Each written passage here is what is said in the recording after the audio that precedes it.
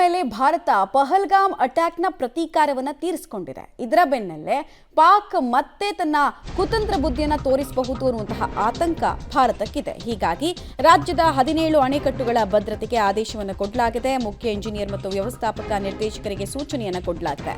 ಜಲಸಂಪನ್ಮೂಲ ಇಲಾಖೆಯಿಂದ ಈ ಆದೇಶ ಹೊರಡಿಸಲಾಗಿರುವುದು ಪೊಲೀಸರೊಂದಿಗೆ ಸಮನ್ವಯ ಮಾಡಿಕೊಂಡು ಸೆಕ್ಯೂರಿಟಿಯನ್ನು ಟೈಟ್ ಮಾಡಿ ಯಾವುದೇ ಕಾರಣಕ್ಕೂ ಭದ್ರತಾ ವೈಫಲ್ಯ ಎಲ್ಲೂ ಗೋಚರಿಸಬಾರದು ಅಂತ ಇನ್ಸ್ಟ್ರಕ್ಷನ್ ಹೊರಬಿದ್ದಿದೆ. ಭದ್ರತೆಗೆ ಚ್ಯುತಿ ಬಂದರೆ ಯೋಜನಾ ಅಧಿಕಾರಿ ಮತ್ತು ಅಣೆಕಟ್ಟೆ ಅಧಿಕಾರಿಗಳನ್ನೇ ಹೊಣೆ ಮಾಡಬೇಕಾಗತ್ತೆ ಅಂತ ಆದೇಶದಲ್ಲಿ ಸ್ಪಷ್ಟ ಅಕ್ಷರಗಳಲ್ಲಿ ಜಲಸಂಪನ್ಮೂಲ ಇಲಾಖೆ ಉಲ್ಲೇಖಿಸಿದೆ.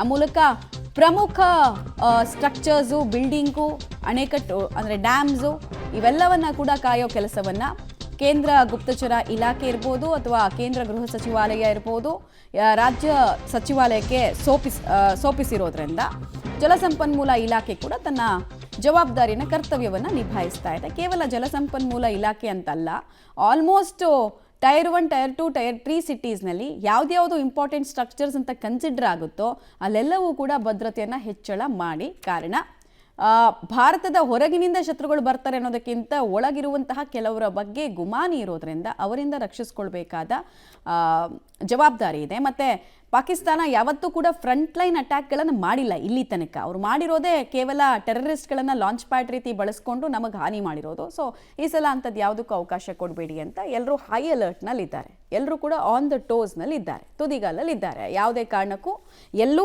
ಭದ್ರತೆಯ ಚ್ಯುತಿ ಆಗಬಾರ್ದು ಅನ್ನೋ ನಿಟ್ಟಿನಲ್ಲಿ ನೀವು ಆದೇಶದ ಪ್ರತಿಯನ್ನು ಕೂಡ ಗಮನಿಸ್ತಾ ಇದ್ದೀರಾ. ಏನೇನು ಇನ್ಸ್ಟ್ರಕ್ಷನ್ಸನ್ನು ಕೊಟ್ಟಿದ್ದಾರೆ, ತಕ್ಷಣದಿಂದಲೇ ಇದೆಲ್ಲವೂ ಕೂಡ ಜಾರಿಗೆ ಬರಬೇಕು, ಯಾರು ಮೈ ಮರಿಬೇಡಿ ಅನ್ನೋ ಇನ್ಸ್ಟ್ರಕ್ಷನನ್ನು ಕೊಡಲಾಗಿದೆ.